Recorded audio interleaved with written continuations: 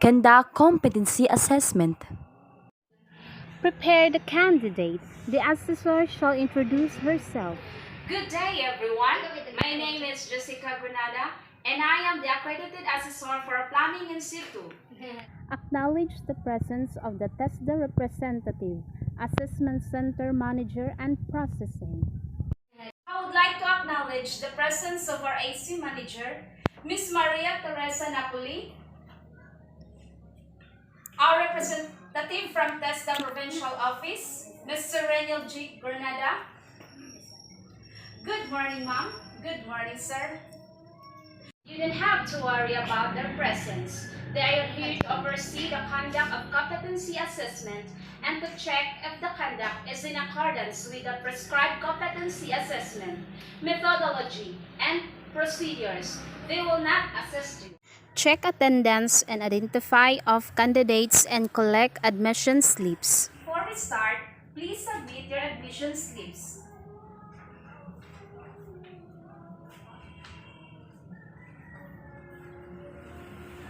Instruct the candidates to sign on the attendance sheet.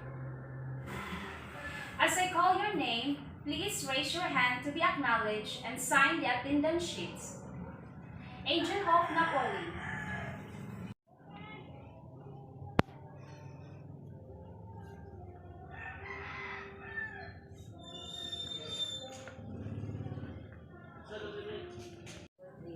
Jessery Carpes.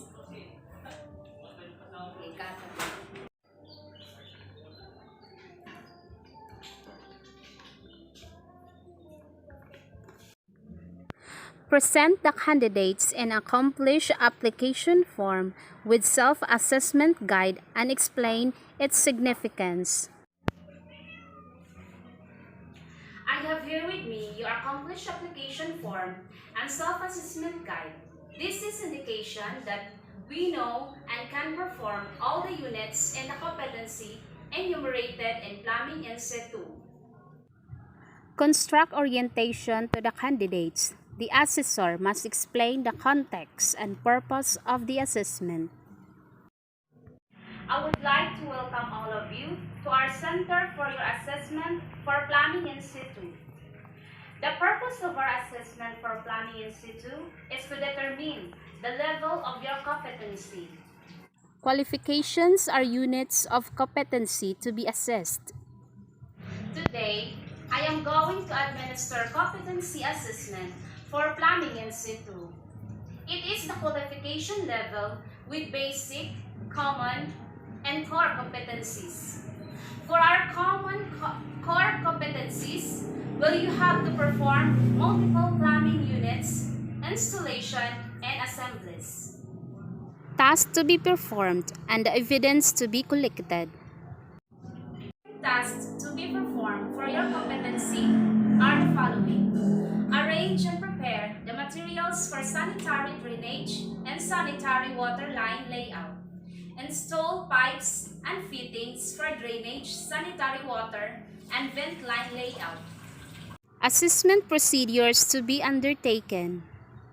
To determine your knowledge and skills for plumbing in situ, the assessment method we will use will be oral questioning, written tasks, and demonstration. These assessment methods can help to measure your underpinning knowledge and skills. Needs of the candidates to be considered during the assessment. Personal needs. The comfort room is located at the hallway, and you can make your meal at the cafeteria located at the lobby. However, during the assessment, you are not allowed to leave your premises of the assessment center. Allowable or reasonable adjustments when applicable. If you have difficulty on studying the given instruction, please do not hesitate to inform me because we are willing to translate it for you. Also, during the written examination, if you have dilemma writing your answers, don't be shy because we can accept your answers verbally. Do's and don'ts during the assessment. If you have concerns, questions, or needs or there is a need for you to clarify matter concerning this assessment, you may raise your hands because I am more than willing to assist you. But once the assessment has started, please refrain from asking questions because it is no longer allowed in the same token. During the assessment, if you have physical or a form of difficulty, do not hesitate to call my attention so that we can address it immediately. Rights and appeal system. In case of suspicions regarding the assessment results, you have the right to appeal. You can submit your appeal to the TESDA Provincial Office where the assessment center and the assessor are accredited. Issuance of national certificate or certificate of competency. For the issuance of national certificate, the EC manager shall inform you, for you can claim your national certificate within 5 working days after the assessment. Reassessment procedures. During the actual assessment, please observe safety as you observe the different tasks. Make sure to check your tools for plumbing before plugging it. Avoid pulling cords as you plug the equipment. Observe proper body mechanics, lifting heavy equipment to avoid injuries. In case of accidents, please call my attention immediately so we can provide it with first aid. If the need arises, first aid kits are located at the corner of the workshop. Occupational safety and health requirements. With regards to the result of your assessment, we observe strict confidentiality. This is to ensure the integrity of the assessment package. Also, may I ask the candidates to refrain from giving away form of information that took place during the assessment process. Confidentiality of assessment outcomes. If you don't have any questions or qualifications, I will now distribute the competency assessment agreement sheets. Please read them carefully. If you have questions, please ask it now. I may be able to translate from English to your local dialect.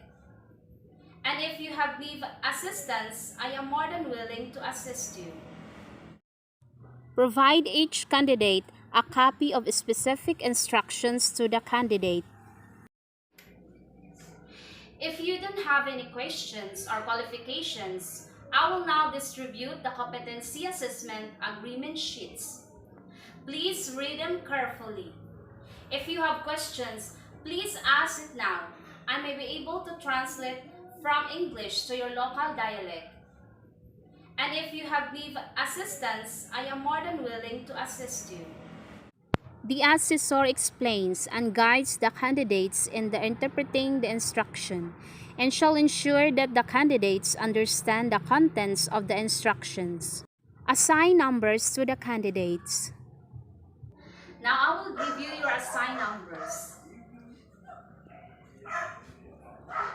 Instruct candidate number 1 to proceed the assessment area while the other candidates stand by in the waiting area. So everybody must read it enough. Candidate number 1, please proceed to the assessment area.